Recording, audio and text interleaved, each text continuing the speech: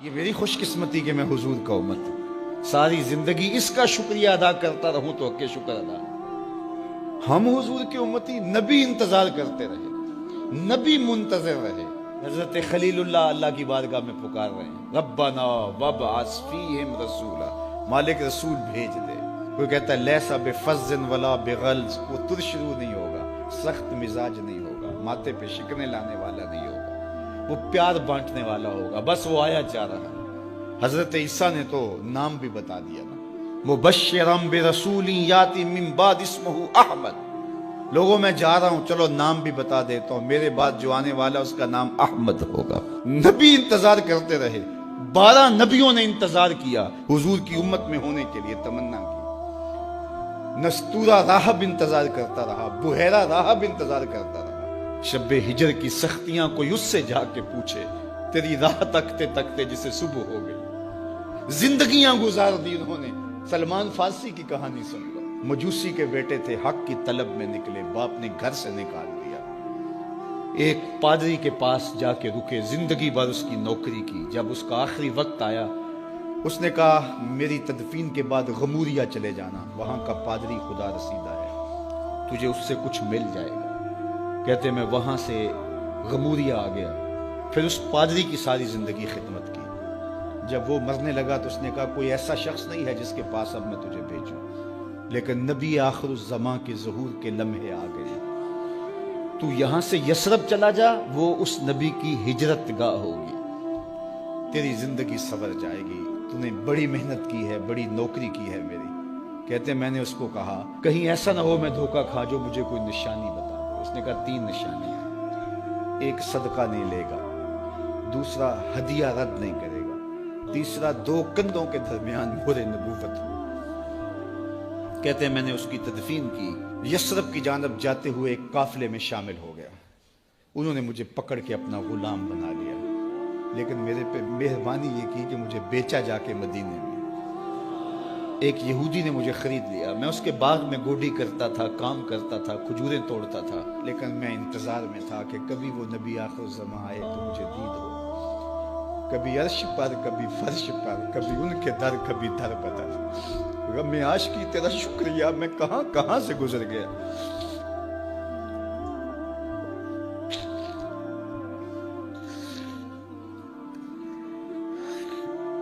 کہتے ہیں ایک دن میں اپنے باغ میں کھجوریں توڑ رہا تھا کہ ہواؤں میں مستی پیدا ہو گئی اور ہر سمت سے طلع البدر علینا کی صدائیں گونجنے لگی۔ میں سمجھ گیا کہ وہ لمحے آ گئے، میں نے چھلانگ لگا دی اور دوڑ پڑا۔ میرے آقا نے سمجھا شاید غلام بھاگ گیا، اس نے دوڑ کے مجھے پکڑ لیا۔ میں نے اس کو کہا کہ میں نوکر تیرا ہی ہوں، لیکن دل نوکر کسی اور کا ہے، میں بھاگوں گا نہیں، مجھے جانے دے۔ میں کچھ کھجوریں لے گیا تھا صدقے کی نیت سے، جا کے حضور کو پیش کی۔ آقا کریم نے فرمایا ہم نبی صدقہ نہیں لیتے۔ کہتے ہیں نشانی ایک پوری ہو گئی، کہتے ہیں کہ میں کچھ دنوں کے بعد اور کھجوریں لے گیا اور میری نیت ہدیہ کی تھی، میں نے پیش کی، حضور نے قبول فرما لی۔ لیکن میں بھی کہتا تھا تیسری نشانی بھی پوری ہو لے تو پھر مانوں گا، اور وہ کیا تھی؟ 2 کندھوں کے درمیان مہر نبوت۔ کہتے ہیں ایک دن حضور میرے باغ میں آئے اور آقا کریم نے اپنے مبارک کندھے پہ چادر رکھی ہوئی تھی اور چادر کی اوٹ میں مہر نبوت چھپی ہوئی تھی، اور میں پیچھے ہو کے دیکھتا تھا، اور میری آرزو یہ تھی کہ کوئی تیز جھونکا ہوا کا آئے اور چادر ہٹ جائے اور میں مہر نبوت کی زیارت کر لوں۔ حضور میرے ارادہ قلب سے آگاہ ہوئے، فَأَلْقَى إِلَيَّ رِدَاءَهُ، حضور نے چادر اتار کے میری جانب پھینکی اور پھر ایسے رخ کر کے فرمایا انظر الی ما امرت بہ، اس پادری نے جو بتایا تھا دیکھ لے آ کے۔ تو کہا میں نے دیکھا کہ حضور کے دو کے درمیان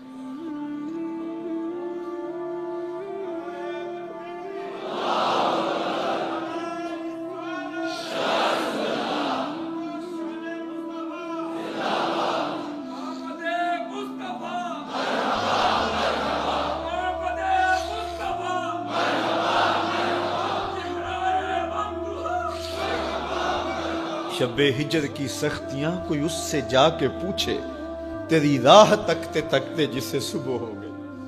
ہم نے تو کوئی انتظار نہیں کیا نا، ہم نے تو کوئی دکھ نہیں سہا، ہم سوئے تھے مقدر جاگ اٹھے، ہمارے والد مسجد سے مولوی صاحب کو بلا لائے، انہوں نے کان میں آ کے کہا مبارک ہو تو حضور کا نوکر بن کے آ رہا۔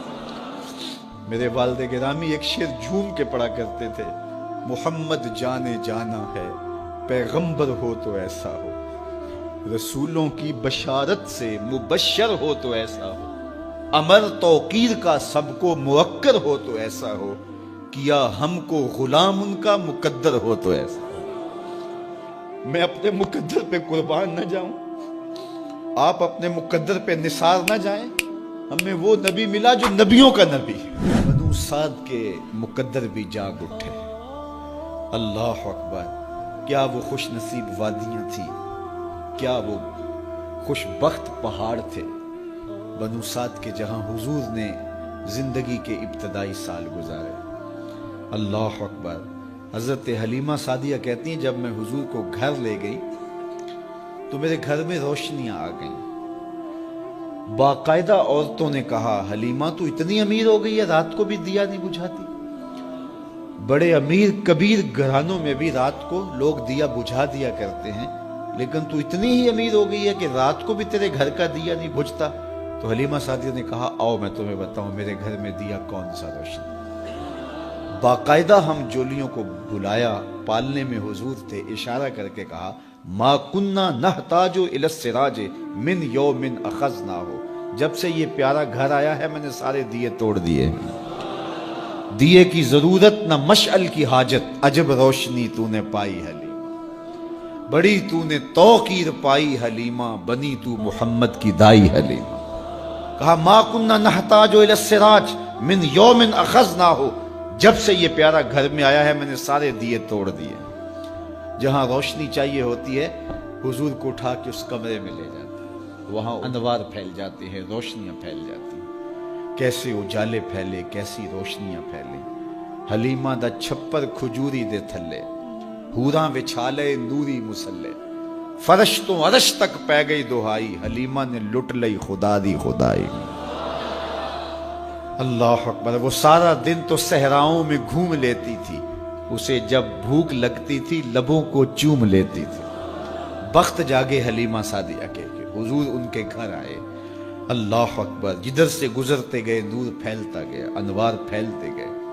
حضرت سیدہ طیبہ طاہرہ حضرت عائشہ سلام اللہ علیہا فرماتی ہیں کہ میں کچھ سی رہی تھی کہ میرے ہاتھ سے سوئی گر گئی۔ اب حضور کے گھر میں دیے میں جلانے کے لیے تیل بھی نہیں تھا، میں پریشان تھی، سوئی گر گئی، اتنے میں حضور تشریف لائے۔ حضور مسکرائے، کہتی ہے میں نے گمی ہوئی سوئی تلاش کر لی۔ اللہ اکبر۔ تو یہ روشنی تھی، یہ انوار تھے۔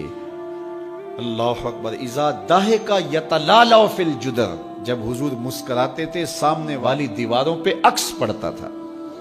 اللہ اکبر۔ جب مسکراتے تھے نور پھیل جاتا تھا۔ اذا تکلم رؤیا کالنور یخرج من بین ثنایاہ، حضور کے سامنے والے دانتوں میں ہلکا سا فاصلہ تھا، اور جب آقا کریم گفتگو کرتے تھے وہاں سے نور کی کرنیں چھن چھن کے نکلتی تھیں، انوار پھیل جاتے تھے۔ ایسا نوری ماحول، ایسا نورانی چہرہ۔ حضرت ابو ہریرہ بولے کل قمر لیلۃ البدر لم ارى قبلہ ولا بعدہ مثلہ، کیا پوچھتے ہو، 14ویں رات کا چمکتا ہوا چاند تھے میرے حضور۔ پھر کہا نہیں نہیں نہیں، حضور جیسا نہ پہلے دیکھا نہ بعد میں دیکھا۔ حضرت حسان بن ثابت پاس کھڑے تھے، کہا دیکھتے کیسے، کسی ماں نے جنم دیا ہوتا تو دیکھتے۔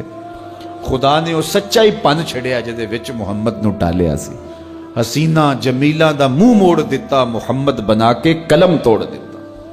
مثل او در عالم امکان متصور نیست، حضرت شیخ مجدد کہتے ہیں حضور کی مثل بزم عالم میں ممکن ہی نہیں ہے، ہو ہی نہیں سکتا۔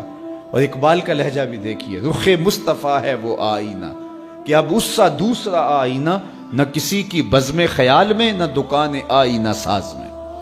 تو وہ پیکر تراشا، وہ پیکر تراشا، مکھ چند بدرشا شانی ہے، متھے چمک دی لاٹ نورانی ہے، کالی زلف تیک مستانی ہے، مخمور اکھی ہند مد بھری، کیسا جمال دیا، کیسا حسن دیا۔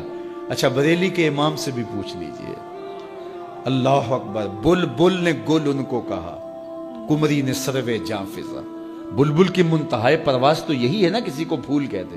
بلبل نے گل ان کو کہا، کمری نے سروے جاں فضا، حیرت نے جھنجھلا کر کہا یہ بھی نہیں وہ بھی نہیں. خورشید تھا کس زور پر، کیا بھر کے چمکا تھا کمر، بے پردہ جب وہ رخ ہوا یہ بھی نہیں وہ بھی نہیں.